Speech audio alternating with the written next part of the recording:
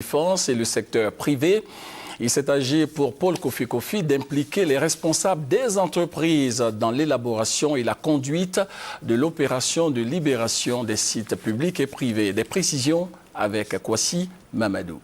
Au regard des nombreux rapports produits par le secteur privé relativement aux entreprises encore occupées par nos hommes, il était nécessaire, avant le démarrage de la libération, que nous puissions tous nous approprier cette importante opération. C'est en ces termes que le ministre en charge de la Défense, Paul Kofi Kofi, s'est adressé aux représentants de la Confédération générale des entreprises de Côte d'Ivoire et de la Chambre de commerce et d'industrie. Les échanges ont porté, entre autres, sur le mode opératoire, la phase de sensibilisation pendant laquelle les propriétaires devront fournir les preuves matérielles que les sites occupés leur appartiennent effectivement.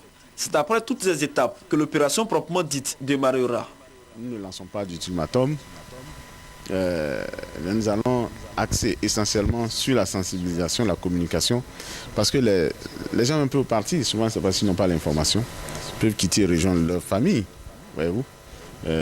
Donc il n'y a plus de belligérance. Les occupations illégales, c'est terminé. Les militaires vont prendre leurs hommes pour les faire rentrer dans les casernes. Les autres qui ne sont pas militaires, on va les prier de rentrer chez eux.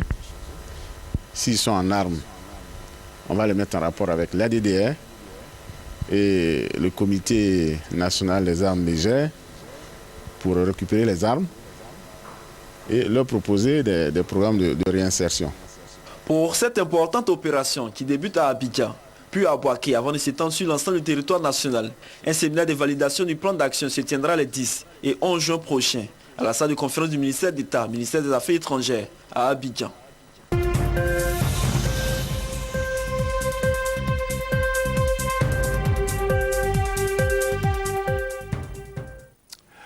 Difficile aujourd'hui de faire une transaction sans être confronté au problème de petite monnaie.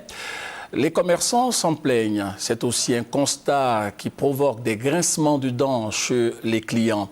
Au milieu, entre les clients et les commerçants, une nouvelle race de vendeurs est apparue. Il s'agit des vendeurs d'argent.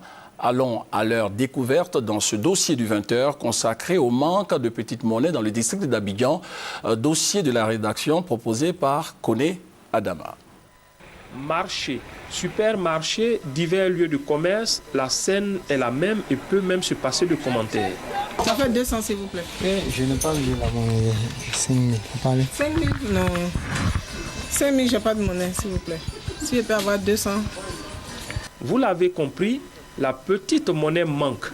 Situation bien fâcheuse pour les clients qui ne paient pas toujours le prix juste. On peut arrondir à 1000 francs s'il vous plaît. Bon. À 500 au moins c'est bon. 500 Ouais. Pour 5 000. Je ne comprends pas. Pour un truc de 300, j'étais obligé de faire un achat de 500. S'il y a un billet de 5 000, c'est vraiment toujours un problème de monnaie ici, on ne comprend même pas. C'est ce qu'on constate nous tous. Les responsables de commerce, vendeurs et caissiers s'en plaignent également. Avec les clients, on a toujours le problème de monnaie. Par exemple, un client vient, il peut prendre un journal de 200 et il donne 1000 francs. Franchement, 800, c'est pas donné. Parce que souvent, on achète la monnaie à 5%.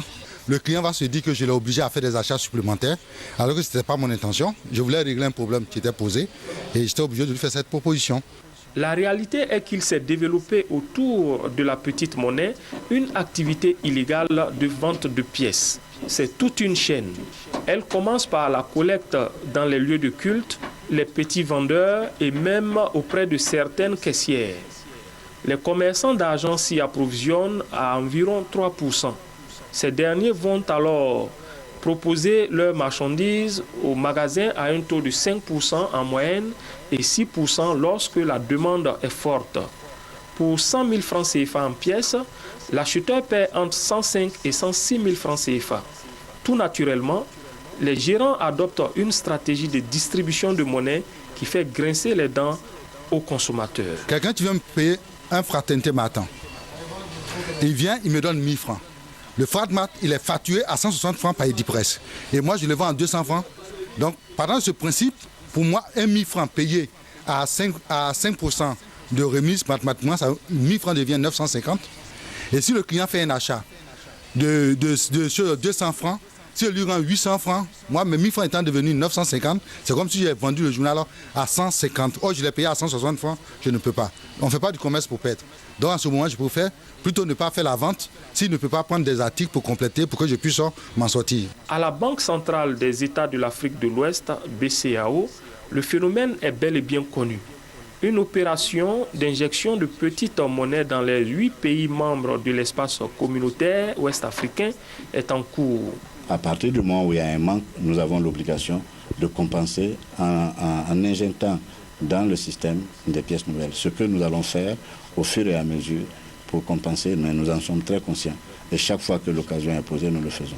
La BCAO s'indigne par ailleurs du rejet sans fondement de certaines pièces d'argent jugées lisses. Surtout que les pièces ont une durée de vie de 30 ans contre 1 an pour les billets. Tant qu'on voit les caractéristiques de la pièce, c'est-à-dire que tant que la gravure est intacte, en principe, la pièce est valable pour faire des opérations. Les banques primaires, appelées à jouer également leur partition, pensent que le manque de monnaie en pièces doit faire appel à de nouvelles méthodes ou habitudes. Pour résoudre ces problèmes, c'est vraiment la bancarisation. L'autre point, pour qu'on puisse évoluer, parce que nos économies évoluent également, c'est la financiarisation des économies, notamment la monétisation des économies pour que les clients de plus en plus, et ça, nous faisons des efforts, mais on souhaite que également les financements en matière d'infrastructure soient faits par les autorités compétentes pour que les uns et les autres puissent disposer de cartes bancaires et pour qu'on puisse faire les opérations sur les terminaux de paiement comme on le voit ailleurs. Voilà, donc je pense que c'est une préoccupation qui est transversale, qui concerne tout le monde, les banques, les structures de grande surface, le petit client, et puis l'autre point également même de la conservation de la monnaie. Le problème de monnaie, une véritable préoccupation. Selon la BCAO, la demande de pièces de monnaie a haussé de 186% contre une augmentation de 53% pour les billets en 2012. 30 millions de billets de 500 francs CFA ont été mis en circulation. L'UEMOA, c'est au total 822 millions de billets et 3 millions de pièces en circulation.